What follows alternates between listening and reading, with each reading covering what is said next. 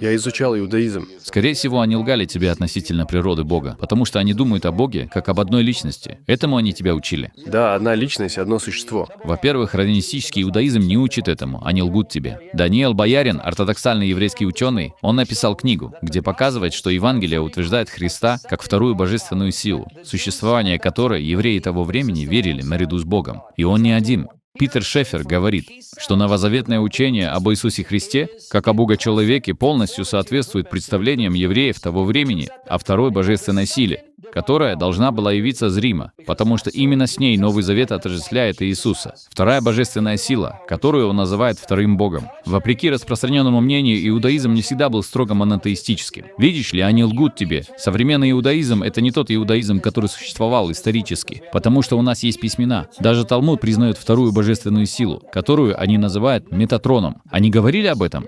Алан Ф. Сигал, будучи евреем, он писал, утверждая, что раввины после второго столетия начали подвергать цензуре и осуждать евреев, говорящих о второй власти.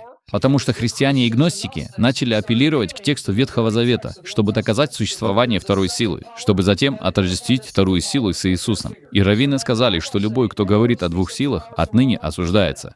Во-вторых, говорили ли тебе раввины, что в раввинистическом иудаизме, Кабале, у них есть понятие «Эйн Соф»? Эйн Соф означает бесконечность.